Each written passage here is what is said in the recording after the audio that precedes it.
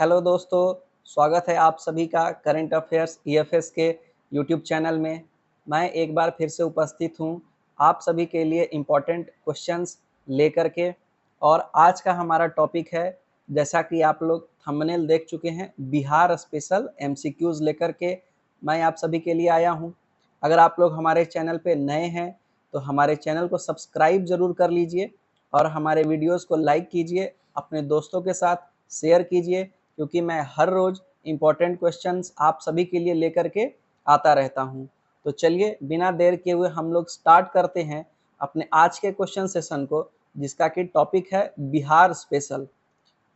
तो हमारा पहला क्वेश्चन है, which of the following folk song is sung during sowing of seeds. यानी बिहार में जब बीज लगाया जाता है उस समय कौन सा लोकल सॉन्ग या लोकल फोक सॉन्ग गाया जाता है। ऑप्शन है सोहर, रोपनी गीत, कटनी गीत या सुमली गीत। और इसका सही ऑप्शन हो जाएगा रोपनी गीत। नेक्स्ट क्वेश्चन है, in which year Vikramshila Ganga dolphin sanctuary was established. किस साल Vikramshila Ganga dolphin sanctuary establish हुआ था। ऑप्शन है 1992, 1993, 1994 या 1991। तो इसका सही ऑप्शन है 1991। 1991 में Vikramshila Ganga dolphin sanctuary establish हुआ था। नेक्स्ट क्वेश्चन है हमारा, Parman dolphin sanctuary is located in which district of Bihar. Parman dolphin century Bihar के किस जिले में स्थित है। ऑप्शन है मुंगेर, कटिहार, अरवल, अररिया। और इसका सही ऑप्शन है अररिया। जो आपका परमान डॉल्फिन सेंचुरी है वो बिहार के अररिया जिले में है। नेक्स्ट क्वेश्चन है, on the line of khadi mall in Patna in which district khadi mall will be opened. यानी पटना अगर आप घूमने आए होंगे तो आपने खादी मॉल जरूर देखा होगा। तो इसी तर्ज पे और किस जिले में खादी मॉल बनाने की बात की जा रही है। ऑप्शन है भागलपुर, बेगूसराय, गया या नालंदा। और इसका सही ऑप्शन है भागलपुर। भागलपुर में एक तरीके से कह लीजिए कि सिल्क फैक्ट्री ऑफ बिहार है, वहाँ का सिल्क बहुत फेमस है। बढ़ते हैं अपने अगले क्वेश्चन की तरफ। नेक्स्ट क्वेश्चन है, which of the following Sikh gurus was born in Patna. इनमें से सिख धर्म के कौन से धर्म गुरु का जन्म पटना में हुआ था। ऑप्शन है गुरु अंगद, सेकेंड ऑप्शन गुरु अर्जुन देव, गुरु तेज बहादुर या गुरु गोविंद सिंह। तो इसका सही ऑप्शन है गुरु गोविंद सिंह। अगर आप पटना आते हैं तो पटना साहिब में गुरु गोविंद सिंह जी का जन्म स्थल है। वहाँ बहुत ही भव्य गुरुद्वारा बना हुआ है, हमेशा वहाँ लंगर होता है, जाइए आनंद उठाइए। बढ़ते हैं अपने अगले क्वेश्चन की तरफ। नेक्स्ट क्वेश्चन है, विच district of Bihar has highest road density in kilometres पर 1000 स्क्वायर किलोमीटर ऑफ एरिया। यानी बिहार के किस जिले में हाईएस्ट रोड डेंसिटी, यानी एक तरीके से सबसे ज्यादा सड़कों का जाल कहाँ फैला हुआ है पूरे बिहार में, किस जिले में। ऑप्शन है शिवहर, वैशाली, पटना या मुंगेर। तो अगर आपको लग रहा है पटना तो ये गलत ऑप्शन है। सही ऑप्शन है शिवहर। एरिया के हिसाब से, डेंसिटी के हिसाब से सबसे ज्यादा सड़कें शिवहर में हैं। नेक्स्ट क्वेश्चन है, which of the following source of irrigation have irrigated maximum area in Bihar according to the agricultural census 2010-11। यानी 2010-11 सेंसस के हिसाब से बिहार के खेतों में सबसे ज्यादा किस माध्यम से उनकी सिंचाई की जाती है।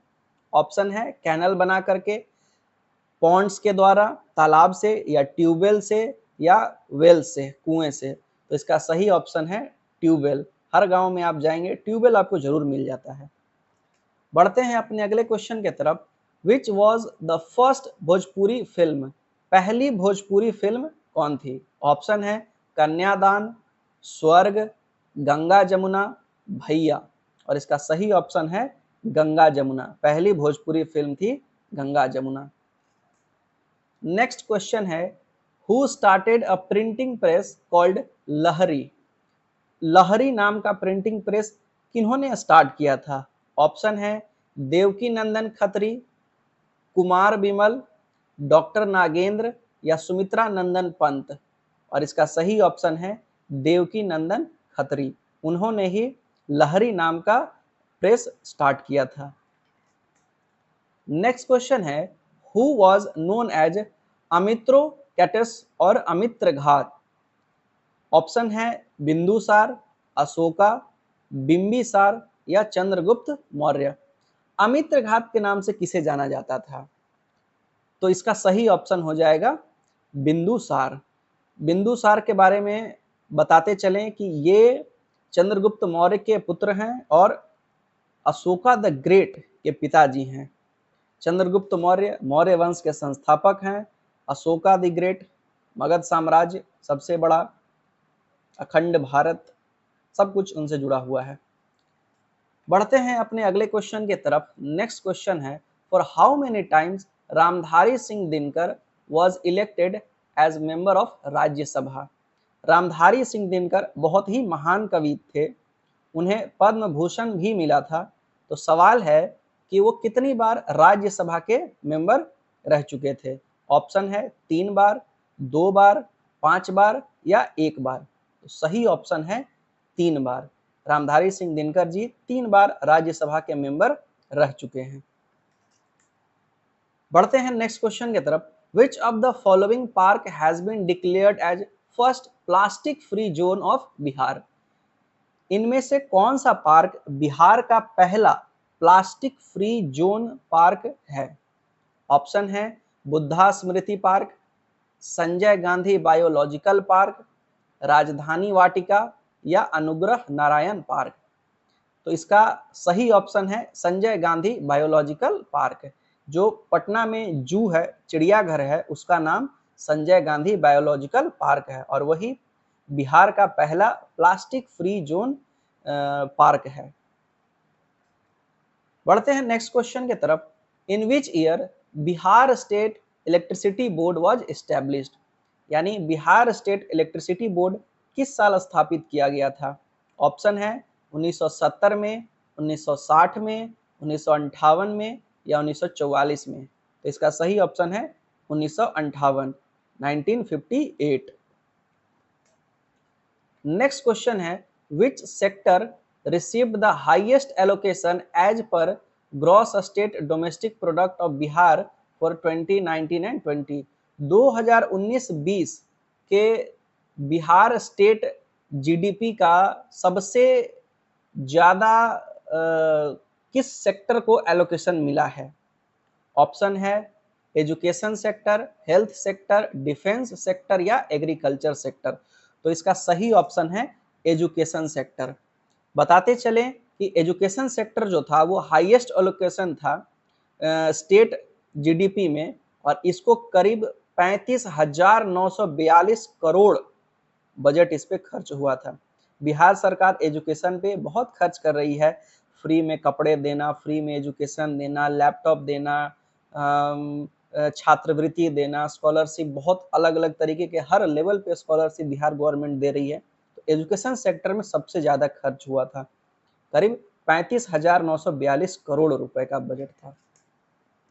नेक्स्ट क्वेश्चन है at which place lord Buddha practised austerities to find the awakening and the solution of life from pain and suffering? यानी कि इनमें से किन जगहों पे गौतम बुद्ध अभ्यास करते थे कि मतलब संयम रहने का, कि हमें संयम रहना है, हर चीज से दूर रहना है, मोह माया से। तो इसका प्रैक्टिस वो कहाँ करते थे, कहाँ पे ऐसी साधना वो करते थे? ऑप्शन है नालंदा, बोध गया, पराग बोधि या चंपानगर। तो इसका सही ऑप्शन है पराग बोधि। जो पराग बोधि के बारे में अगर हम लोग बात करें तो ये बोध गया के बगल में ही है। पहाड़ के ऊपर एक स्तूप आज भी बना हुआ है और वहीं गौतम बुद्ध संयम रहने की साधना करते थे। बढ़ते हैं नेक्स्ट क्वेश्चन की तरफ। During the geologic period the Ganges plain was an ocean, what was its name? यानी जियोलॉजिक पीरियड यानी आज से करीब 4.5 बिलियन ईयर्स अगो जो गंगा प्लेन है वो एक ओशियन था, सागर था, तो उसका क्या नाम था? ऑप्शन है अरेबियन सी, सोमेश्वर सागर, हिमालय सागर या थेसिस सी। और इसका सही ऑप्शन है थेसिस सी। अगर जियोलॉजिक टाइम की बात करें तो द जियोलॉजिक टाइम स्केल और geological time scales is representation of time based on rock record of earth, यानी अलग अलग पीरियड में जो रॉक फॉर्मेशन हुए उसके आधार पर टाइम जोन को बांटा गया है। तो जो जियोलॉजिक पीरियड है ये आज से करीब 4.5 बिलियन ईयर पहले की बात की गई। तो उस समय जो गंगा प्लेन है वहां ओशियन हुआ करता था और उसका नाम क्या था? थेसिस सी। नेक्स्ट क्वेश्चन है what is the name of the hill located in the northwest of Bihar which is also known as Shivalik range, यानी बिहार के नॉर्थ वेस्ट में कौन सा हिल लोकेटेड है जिसको कि शिवालिक रेंज के नाम से भी जाना जाता है। तो यहाँ पे एक और क्वेश्चन बनता है कि बिहार के नॉर्थ वेस्ट में कौन सा रेंज है? तो शिवालिक रेंज। अब उसका दूसरा नाम क्या है? तो ऑप्शन है volcanic mountain, block mountain, new twisted mountain या रेसिडुअल माउंटेन। तो इसका सही ऑप्शन है न्यू ट्विस्टेड माउंटेन, जिसको कि शिवालिक रेंज के नाम से भी जाना जाता है। नेक्स्ट क्वेश्चन है what are the main crops of Bal Sundari soil? बाल सुंदरी सॉइल में कौन सी फसल ज्यादातर उगाई जाती है? ऑप्शन है rubber and coffee, oil seeds, cotton या paddy, wheat, sugar cane, tobacco. तो अगर आप ऑप्शन देखें तो इन सब में जो आपका रबर है, ऑयल सीड है, कॉटन है, इन सब की खेती बिहार में नहीं होती है। और गेहूं, धान, गन्ने, टोबैको यानी तंबाकू, इन सब की खेती बहुत ज्यादा होती है बिहार में। तो ऑब्वियस सा बात है कि सही ऑप्शन हो जाएगा paddy, wheat, sugar cane, tobacco. अगर हम लोग बाल सुंदरी सॉइल के बारे में बात करें तो ये बिहार के किस जिलों में फैला हुआ है? तो ये सहरसा में, पूर्वी चंपारण, पश्चिमी चंपारण के मतलब इन इलाकों में ये ज्यादातर फैला हुआ है। और ये जो सॉइल है इसमें लाइम पाया जाता है, यानी चूना जिसको हम लोग कहते हैं। और इसके वजह से जो ये मिट्टी है वो बेसिक नेचर की होती है, जिसको कि हम लोग हिंदी में क्षारीय कहते हैं। नेक्स्ट क्वेश्चन है what kind of drainage pattern does Kosi river has? हर नदी का अपना एक ड्रेनेज पैटर्न होता है। तो जो बिहार में कोसी नदी है उसका ड्रेनेज पैटर्न क्या है, यानी वो किस शेप में अपने आसपास के इलाकों में जो सप्लाई है या जो उसका ट्रिब्यूटरी है वो बनी हुई है, किस शेप में? ऑप्शन है dendritic drainage pattern, parallel drainage pattern, rectangular drainage pattern या रेडियल ड्रेनेज पैटर्न। तो इसका सही ऑप्शन है रेक्टेंगुलर ड्रेनेज पैटर्न। अगर हम लोग रेक्टेंगुलर ड्रेनेज पैटर्न की बात करें तो Kosi river has rectangular drainage pattern.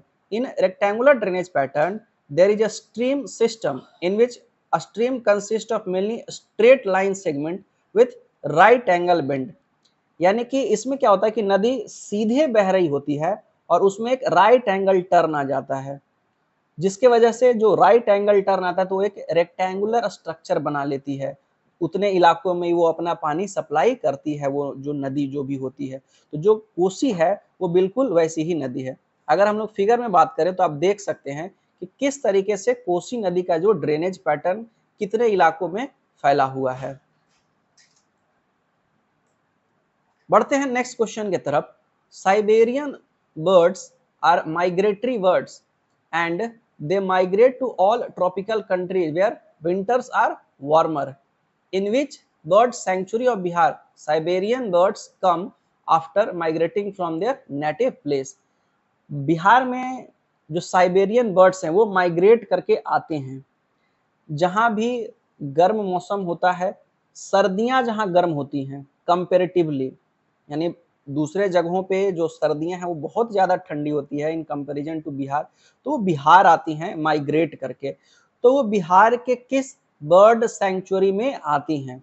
Option है बक्सर बर्ड सेंचुरी, कुशेश्वर स्थान bird sanctuary, Sanjay Gandhi biological park या कंवर लेक बर्ड सेंचुरी। तो इसका सही ऑप्शन हो जाएगा कंवर लेक बर्ड सेंचुरी। अगर हम लोग कंवर लेक बर्ड सेंचुरी की बात करें तो ये एशिया का सबसे बड़ा ऑक्सबो लेक है।